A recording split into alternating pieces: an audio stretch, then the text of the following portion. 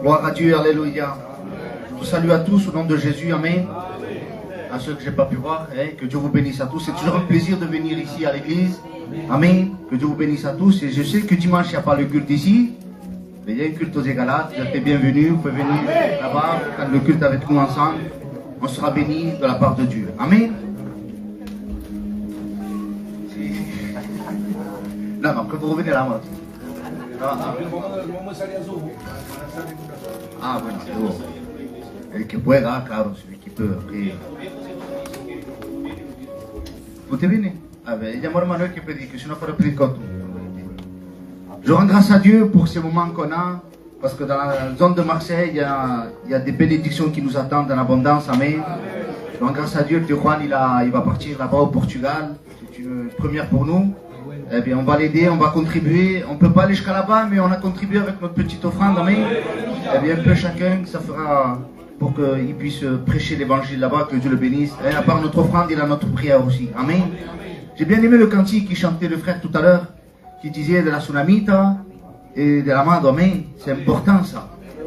Vous savez qu'il y a un verset dans la Bible qui dit comme ça, c'est pas prévu dans le message, mais le dit en passant. Dans Éphésiens chapitre 5, au verset 22, dit: ces femmes, soyez soumises à vos maris comme au Seigneur. On n'aime pas trop ce verset, femmes, soyez soumises au mari. Mais la Bible dit comme ça, au verset 24. Or, de même que l'Église est soumise à Christ. Ah, la soumission, c'est pas celle de l'Occitano. Échame café, nena. Oui, non, c'est la soumission. De la même manière que l'Église est soumise à Christ. Et de quelle manière elle est soumise, l'Église, à Christ? Par peur? Parce qu'elle a peur qu'elle est payée? Parce qu'elle a peur qu'elle insulte? Elle est soumise par amour. Tu sais qui c'est qui a peur de Christ? Dis la Bible ainsi. Tu fais bien de croire qu'il n'y a qu'un seul Dieu. Les démons y croient aussi. Et ils tremblent. Alors la soumission de l'Église, ce n'est pas par peur, mais c'est par amour. Alléluia. Et quand il continue le verset, il y a qui t'aime, on va le continuer. Dice: Marie, aimez vos femmes. Non comme Dieu a dit. Ah voilà. Marie, no como Dios lo di, pues que debe ser aquí, debe ser mi harto, porque un poco pesa. No está aquí, pero se lo digo. El tío Juan ha dicho cuando la tía Pelota era joven, la quería así. Pero debe ser, tiene su cosa también. Mais on ne doit pas aimer nos femmes comme el tío Juan ama a su mujer, no. Dice: Marie, aimez vos femmes comme Christ a aimé l'Église, alléluia. Qui s'est donné, qui s'est livré à lui, à elle, alléluia, pour elle. L'amour de Christ pour l'Église. Tu sais ce qu'il a fait le Christ? Dice, au verset d'après, dice así, y eso es para reventar, dice. Pero lo busca aquí. Au verset 28. Au verset 28. C'est ainsi que les maris doivent aimer leurs femmes comme leur propre corps. Ahora yo miro a un hermano que está bonito. ¿Quién es que se hace bonito? Que se cuida la barba y todo. A ver. Ahí voy a coger uno. Guasa. Si no, te mira del espejo debe ser. No sale con el pelo así, no. Se hace guapo, se mira la barba, dice: c'est ainsi que les maris doivent aimer la femme comme leur propre cœur, comme leur propre corps. Celui qui aime sa femme, c'est lui-même. Sigue ma pas abajo, dice: car jamais personne n'a haï sa propre chair. A ver, yo digo algo, porque cuando somos feos, on ne peut pas se mettre plus joli. Pero cuando tenemos hambre, quand on a faim, le damos de comer a la carne, ¿sí o no? Cuando tenemos sed, le damos de beber, non? Elle dit la Bible, car jamais personne n'a haï sa propre chair, mais il la nourrit et en prend soin comme Christ le fait pour l'Église, alléluia. Dit c'est parce que nous sommes membres de son corps. Et ahora esto, c'est vraiment comme on dit, c'est le feu d'artifice. Dit c'est pourquoi l'homme quittera son père et sa mère et s'attachera à sa femme, et les deux deviendront une seule chair. Il dit je dis cela par rapport à Christ et à l'Église. Rappelez-vous, lorsque Dieu va créer l'homme, c'est pas prévu, la verdad no es el mensaje, pero no dice uno se laisse conduire. A lo mejor me engañó de mensaje, no se laisse conduire. Il y en a beaucoup qui disent, no, Dios ha querido otro mensaje, no, a lo mejor yo me he engañado. No se laisse conduire, on verra où ça va nous amener. Ce mystère est grand, je dis cela par rapport à Christ et à l'Église. Quand Dieu créa l'homme, il va dire qu'il va le prendre de la poussière de la terre, mais l'homme sans Dieu, il est une masse qui ne bouge pas, immobile. Il a fallu que le souffle de Dieu soit en lui pour qu'il puisse bouger. Je te dis, a lo mejor tu n'as pas le souffle de Dieu ce soir. Il est important que tu deviennes le temple du Saint-Esprit ce soir. Alléluia. Parce que la Bible dit comme cela, tu parais pour être vivant pour le monde. Ah, pour le monde, on est le premier. Excusez-moi si hay luto, non lo sé, pero si hay una fiesta, soy el primero. S'il y a un événement à la feria, soy el primero. S'il y a un événement, quelque chose, je suis le premier. Mais par contre, quand il y a un événement à l'église, je suis le dernier. Quand il s'agit de faire une grande prière, je suis le dernier. Quand il s'agit de faire un jeûne de prière, je suis la dernière. Quand il s'agit de faire des crêpes, je suis le premier. Mais là, il est important, ce soir, d'être le temple du Saint-Esprit. Alléluia. Alors la Bible dit comme cela que Dieu souffle un souffle de vie dans l'homme. Et l'homme devient une âme vivante. Alléluia. Mais la Bible dit comme cela que l'homme va donner un nom à chaque animal. Imaginez qu'on a venu une tortuga, vous l'avez dit, ça s'appellera tortue. Quand il viendra un lapin, il l'appellera lapin. Et à un moment donné, Dieu connaît les pensées. Qui le croit que Dieu connaît les pensées du cœur? Avant que l'homme se pose la question, Dieu le savait déjà. Et il va dire, il n'est pas bon que l'homme soit seul. C'est pas l'homme qui a demandé à Dieu de lui mettre une femme à ses côtés. Mais c'est Dieu qui a dit, parce que Dieu connaît tes besoins. Je ne sais pas quel est ton besoin ce soir. Mais Dieu connaît tes besoins. Alléluia. Peut-être que tu ne sais pas exprimer tes besoins. Parce que des fois, les frères, il faut dire ce qui est. Je parle pour celui qui ne connaît pas Dieu et celui qui connaît Dieu aussi. Des fois, on veut remplir notre vide avec les choses du monde. Alors on essaye de s'acheter un vêtement, on essaye de s'acheter une voiture, on essaye de faire des voyages, on essaye de faire plein de choses. Alors ça marche pour un temps. Ça marche pour un temps, ça. Mais après, ça revient. Le dégoût revient. La dépression revient. L'angoisse revient. Tu n'as pas besoin du monde, tu as besoin de Jésus. Alléluia. Alors la Bible dit comme cela. À un moment donné, eh bien Dieu connaît le cœur de l'homme. Et il sait que c'est pas bon pour l'homme d'être seul. Et il va le faire plonger dans un profond sommeil, la Bible dit. Et il va prendre une de ses côtes et il va former Ève. Et il va dire que quand il va se réveiller, l'homme, il va avoir une réaction qu'il n'a pas eue devant la tortue ni devant le lapin. Parce que quand il a vu la femme, il a dit, voici chair de ma chair, os de mes os. Et c'est pour cela que l'homme quittera son père et sa mère, hein, le verset qu'on a lu, et s'attachera à sa femme et les deux deviendront une seule chair. Alléluia. Et la Bible dit comme cela, l'apôtre Paul dit, je dis cela, ce mystère est grand par rapport à Christ et à l'Église. Parce que vous savez que l'Ancien Testament est l'ombre des choses à venir. Chaque fois que tu verras quelque chose dans l'Ancien Testament, c'est une ombre qui prépare le Christ. Rappelez-vous, lorsque Dieu lui dit à Moïse de faire le tabernacle, il va lui montrer dans la montagne un modèle. Mais là, il est là le tabernacle, voilà, vous le voyez. Moïse va faire ce tabernacle qui est là. Mais est-ce que c'est le réel tabernacle, ça? Puisqu'il était dans la montagne, il a vu le vrai, lui, dans la montagne. Ça, c'est que la copie. C'est que la photocopie de ce qu'il a pu voir. Eh bien, l'Ancien Testament, c'est l'ombre des choses à venir. Ce tabernacle-là était l'ombre des choses à venir. Christ, lorsqu'il est venu, le véritable tabernacle. Alléluia. La Bible dit comme ça, et la parole s'est faite chair. Et dans une autre version, on dit, et la parole s'est tabernaclée. Alléluia. Le véritable tabernacle, c'est le Christ. Le véritable tabernacle, à un moment donné, dira la Bible dans l'Épître aux Hébreux, que lui-même, le Christ, est rentré dans le véritable tabernacle. Celui qui est dans le ciel. Parce qu'il existe dans le ciel. Alléluia. Alors, l'Ancien Testament est l'ombre des choses à venir. Quand il est dit que l'homme quittera son père et sa mère et s'attachera à sa femme, et les deux deviendront une seule chair. Le Christ, il a quitté son ciel de gloire pour s'attacher à l'Église. Et la Bible dit, pour ne former qu'un seul corps. Jésus a fait de toi son corps. Alors, Jésus prend soin. De la même manière que toi, quand tu as soif, tu bois. Quand tu as faim, tu manges. Jésus sait de quoi a besoin son corps. Alors ne t'inquiète pas, tu es entre les mains du Seigneur Jésus-Christ. Alléluia. On continue les frères. Alors yo digo la verdad, moi je ne suis pas susceptible du tout. Cuando sube harto me lo dice stop, arrête. Et j'aurais compris que c'est pas la volonté, c'est fini. Amen. J'aimerais qu'on prenne ensemble le livre de Samuel au chapitre 8. 1 Samuel. Pardon. Au chapitre 8, sí, pero no sé, un poco raro yo para eso. 1 Samuel 8, ahí lo tiene, au chapitre 1er. Il dit ainsi, lorsque Samuel devint vieux, il établit ses fils juges sur Israël. Son fils premier-né se nommait Joël et le second Abijah. Ils étaient juges à Beersheba. Les fils de Samuel ne marchèrent point sur ses traces.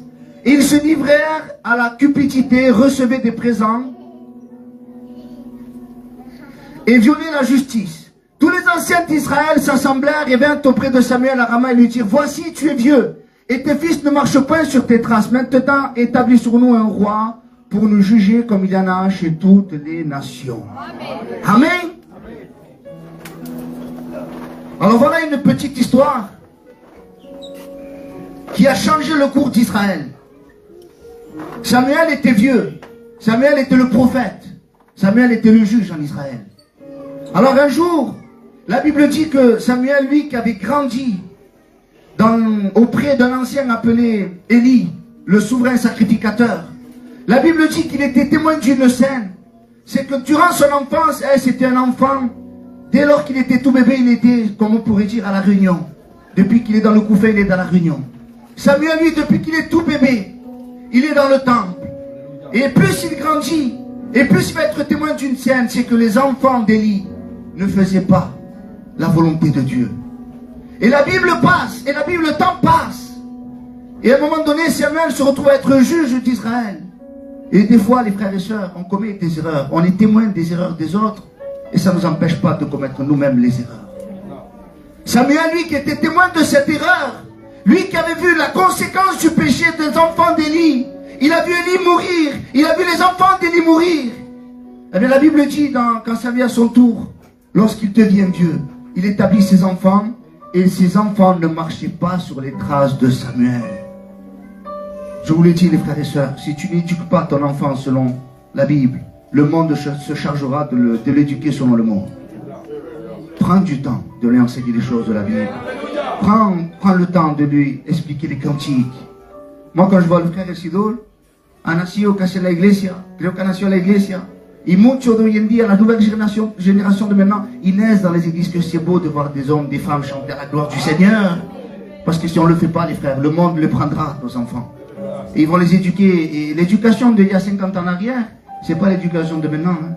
Aujourd'hui, tu les amènes à l'école, quand ils reviennent, ils ne savent plus si c'est un garçon ou une fille. Tu les amènes, tu les habilles comme un garçon, ils reviennent, ils ne savent plus si c'est un garçon ou une fille. Parce que le monde se chargera de les éduquer. Mais nous, alléluia, nous avons le Christ, nous avons le Saint-Esprit, alléluia. Et nos enfants sont protégés et sont entre les mains du Seigneur. Alors Samuel, lui, il a ses enfants qui ne marchent pas sur ses traces. Et là, le peuple est témoin de cette scène. Il est maintenant ici, on va se réunir. Il est bon de se réunir, les frères. De faire des réunions ensemble, alléluia. Mais pour construire, pas pour détruire, pour construire. Vous êtes d'accord avec ça? Amen. Alors la Bible dit que les anciens se sont réunis. Et ils sont allés voir Samuel, leur prophète, leur juge, leur guide.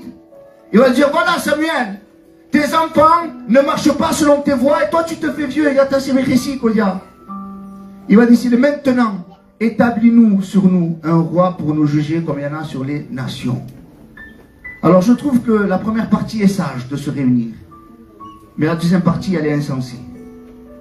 Pourquoi je dis ça? Parce que Israël a oublié de faire quelque chose avant d'aller voir Samuel. À votre avis, qu'est-ce qu'ils ont oublié de faire? C'est clair? Alors c'est bien de se rassembler. On va faire cette stratégie, on va faire comme ci, on va faire cela, on va faire ci. Et aujourd'hui, je ne dis pas pour l'église du Vitrolles et l'église de Marseille, je ne dis pas ça, mais dans les églises en général, il y a beaucoup de stratégies qui sont mises en place. Comme si que la parole de Dieu et le Saint-Esprit c'était plus suffisant. Comme si qu'il fallait innover. Tu vois comment tu as converti autour? Comme un spectacle. En disant, ben, Dieu t'aime. Jésus est mort à la croix, il est ressuscité. Aujourd'hui, les frères et sœurs, on veut prêcher un évangile qui te dit, ah, ça va pas dans ton couple, tu as des problèmes, viens à l'église. Ah, ça va pas là, viens à l'église. Tu as cru que c'était quoi l'église? On prêche Jésus. Et c'est Jésus qui s'occupe du reste. Alléluia. Nous, on n'est pas des psychologues, on n'est pas là pour faire du social.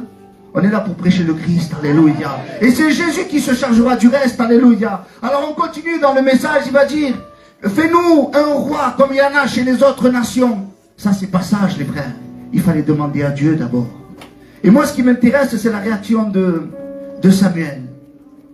Au verset 6, Samuel, il n'est pas susceptible, lui, parce qu'un homme de Dieu ne doit pas être susceptible.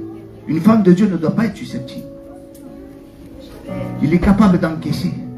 Il est capable d'accepter. Alléluia. C'est facile d'accepter. Tu es une bonne chrétienne, une bonne chrétien. Ah, j'aime bien quand tu chantes, j'aime bien quand tu pries. C'est facile de l'accepter ça. Mais c'est plus difficile quand on te reprend un peu. Ou quand on te dit des vérités. Parce qu'à Samuel, on lui a dit une vérité. Hein, ses deux enfants ne marchaient pas selon la volonté de Dieu. C'est clair et net. Ça n'a pas été une calomnie, c'était pas un mensonge, c'était une grande vérité.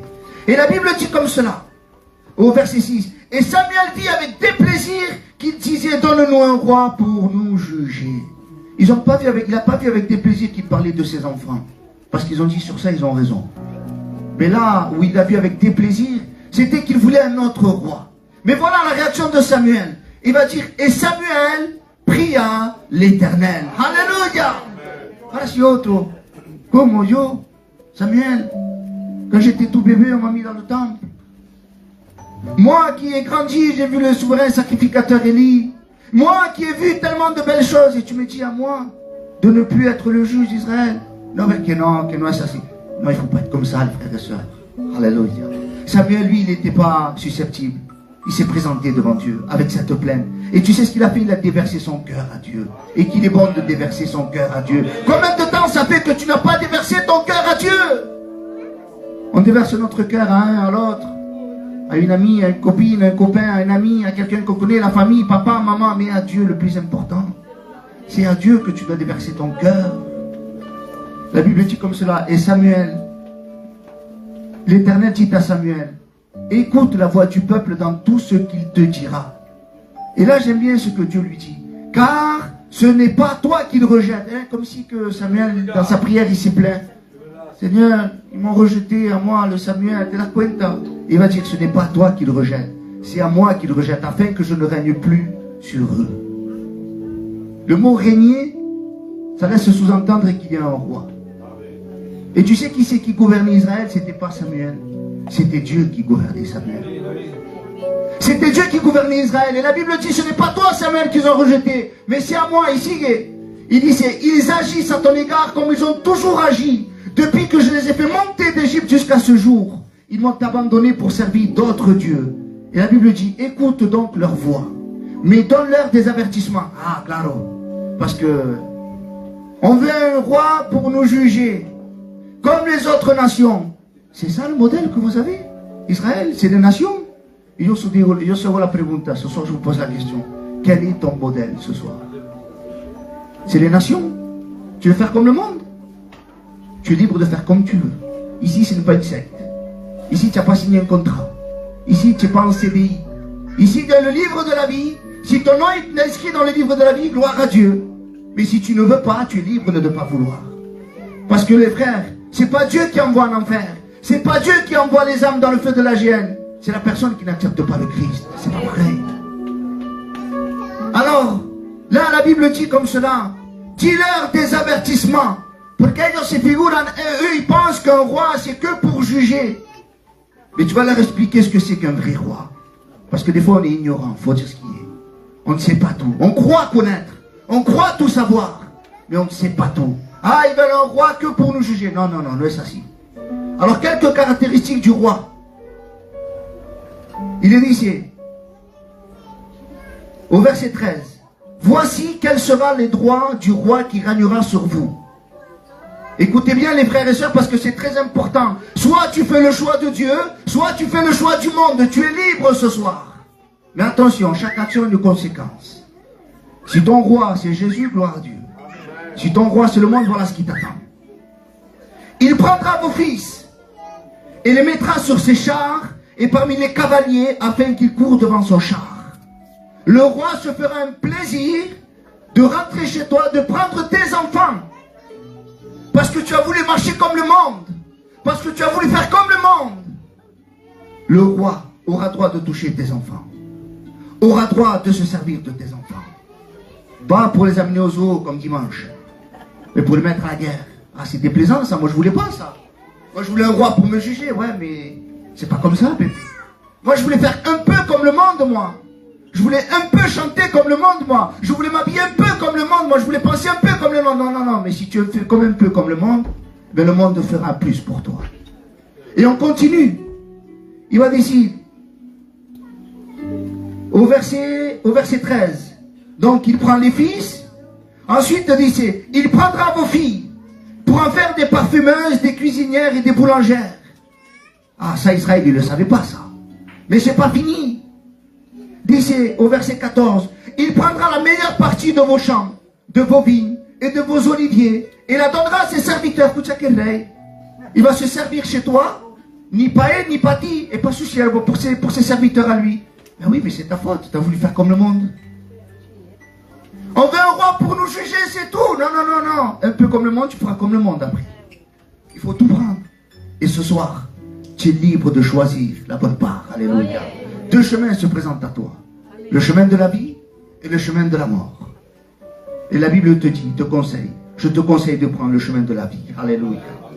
La Bible dit au verset 15, il prendra la dîme du produit de vos semences, de vos vignes, et la donnera à ses serviteurs. Il prendra vos serviteurs, vos servantes, vos meilleurs bœufs et vos ânes, et s'en servira pour ses travaux. Il prendra la dîme de tous vos troupeaux. Et alors, voilà, une fois qu'il aura tout pris, à ce moment-là, peut-être que tu vas attendre de ce roi. Tu vas attendre jusque-là. Qu'il rentre chez toi, qu'il fasse un ravage chez toi. Tout ça pour ressembler au monde. Je crois que ce soir, il est important de ressembler à Jésus. Alléluia. Ne te compare pas à moi. Parce que certainement tu seras meilleur que moi. Mais compare-toi à Jésus, certainement tu seras moins que Jésus.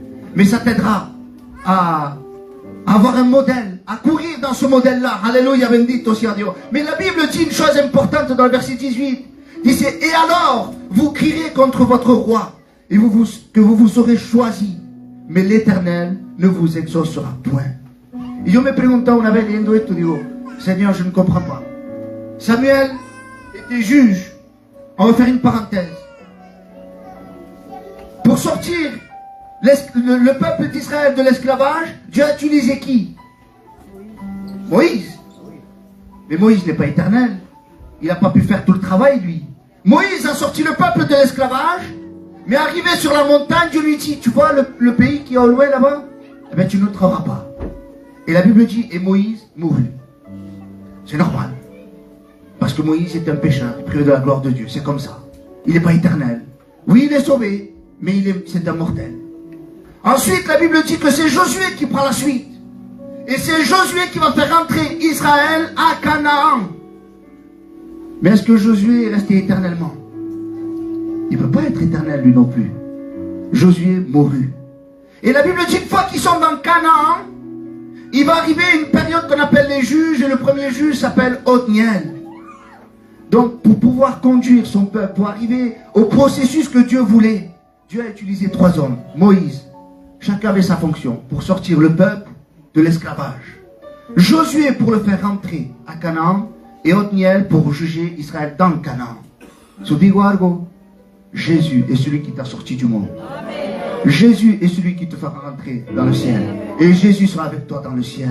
Un seul nous suffit. Pour les autres, il en faut plusieurs, mais pour nous, un seul nous suffit. La Bible dit quand Jean le Baptiste voit Jésus arriver, voici l'agneau de Dieu qui ôte le péché du monde. Alléluia. Lui seul nous suffit. Parce que la Bible dit qu'il est souverain sacrificateur pour toujours. Il ne peut pas mourir. Il est mort une seule fois. Il est ressuscité glorieux. Il est à la droite de Dieu. Alléluia. Et un jour, les frères et sœurs, Jésus viendra chercher son église. Alléluia. Alors, la Bible dit comme cela, que le dernier juge c'est Samuel. Mais Israël en a marre des juges. On prend encore 5 minutes. Amen. Le dernier juge, Samuel. Maintenant, ils veulent un roi, comme les nations. Dieu leur dit, tu leur donneras. Ils auront ça, ça, et ça, et ça, et ça, et ça. Et une fois qu'il leur a dit tout ce qu'il devait leur dire, au verset 19, dit ici, le peuple refusa d'écouter la voix de Samuel. Non, dirent-ils, mais il y aura un roi sur nous. Et nous aussi, nous serons comme toutes les nations. Notre roi nous jugera et il marchera à notre tête et il conduira nos guerres. Mira ahora cómo cambia la mentalidad d'Israël. Au début, ils ont demandé un roi, tu sais pourquoi? Pour juger seulement. Mais ils ont tellement été dans le modèle du monde qu'ils disent, ça y est, maintenant on ne veut plus qu'il nous juge. On veut qu'il soit à notre tête maintenant. On veut qu'il aille aussi faire les guerres à notre place. Les frères, qu'il est important d'avoir Jésus à notre tête. On ne veut pas avoir le modèle du monde de nous. Alléluia. Mais le verset que je voulais appuyer, c'était, et alors au verset 18, et alors vous crierez contre votre roi, que vous vous aurez choisi. vous crierez, me siento, on ne le veut plus à essayer. Ça y est, nous vamos tarder. Et je lisais la Bible, le premier roi qui est venu, qui c'est? Le premier roi d'Israël. Le deuxième roi. Saül, qui l'a rejeté? Le peuple ou Dieu? David, est-ce qu'il a été rejeté? Le fils de David, est-ce qu'il a été rejeté? Quel roi a été rejeté? On va le prendre ensemble au Matthieu 27, à partir du verset 15. Matthieu 27, au verset 15. Cette prophétie, elle s'est accomplie. L'Oténaï? Voilà, verset 15. À chaque fête, le gouverneur avait coutume de relâcher un prisonnier. Celui que demandait la foule. Ils avaient alors un prisonnier fameux nommé Barabbas. Comme ils étaient assemblés, Pilate leur dit, lequel voulez-vous que je relâche? Barabbas ou Jésus qu'on appelle le Christ? Car ils savaient que c'était par envie qu'ils avaient livré Jésus. Pendant qu'il était assis sur le tribunal, sa femme lui fit dire qu'il n'y a rien entre toi et ce juste, car aujourd'hui j'ai beaucoup souffert en songe à cause de lui. Les principaux sacrificateurs et les anciens persuadèrent la foule de demander Barabbas et de faire périr Jésus. Le gouverneur prenant la parole leur dit, lequel des deux voulez-vous que je vous relâche? Ils répondirent, Barabbas. Et Pilate leur dit, que ferai-je donc de Jésus qu'on appelle le Christ? Et tous répondirent, qu'il soit crucifié. Ils ont rejeté le vrai roi. Ils ont rejeté le vrai Christ. Ils ont rejeté, jusqu'à même à mettre dans l'écriteau de la croix, Jésus, le roi des Juifs. Ils l'ont rejeté. Mais toi, ce soir, ne rejette pas Jésus. Nous, la Bible dit qu'on est son corps et lui, il est la tête. Lui, il marche dans nos guerres. Nos guerres à nous, elles ne sont pas charnelles. Nos armes à nous ne sont pas charnelles. Notre vie à nous, on ne doit pas marcher par la chair. La Bible dit, mais marcher par l'esprit. Alléluia. Notre lutte à nous, elle est spirituelle. Alors, ne te querelle pas avec ton frère. Elle n'est pas là, la lutte. La lutte, elle est contre le diable. Alors, je crois que nous avons compris la parole de Dieu ce soir. Que nous avons pour chef, comme roi, Jésus, notre sauveur. Alléluia. Nous prions le Seigneur Jésus-Christ. Amen. J'aimerais que Juan puisse prier le Seigneur. Señor, quiero alabar tu nombre y ensalzar tu gloria, Padre mío. Señor, no queremos otro jefe ni rey que tú solamente. Amén. Cristo es nuestra cabeza, Señor, y queremos que sea Él que nos dirija. Gracias te damos, Señor, por el privilegio que nos da, Padre mío, de poder entender tu palabra, Dios amado. Glorifícate grandemente, Papa, en el santo nombre del Cristo de la gloria. Y lo que pido, Señor, es que tu pueblo alaba a Dios. Amén. Gracias te doy, Señor. Amén. J'aimerais qu'on reste dans le recueillement, Amen. Si je peux prendre 5 minutes pour chanter un cantique, ne me dérange pas. Amen.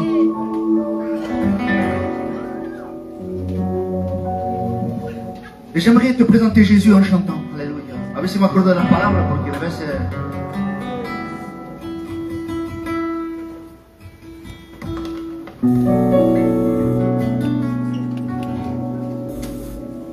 Tú eres el que sanaba enfermo.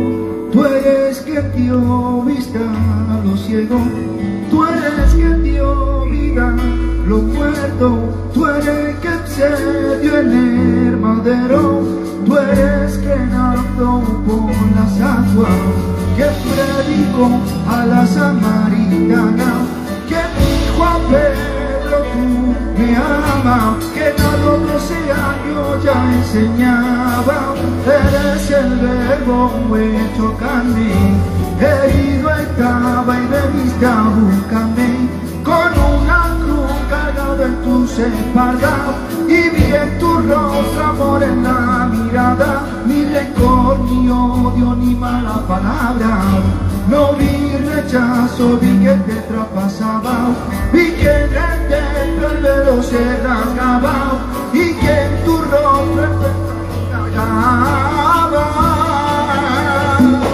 solo tu gracia me ha sostenido. Nació, murió en la cruz y resucitó. Solo tu gracia me ha sostenido.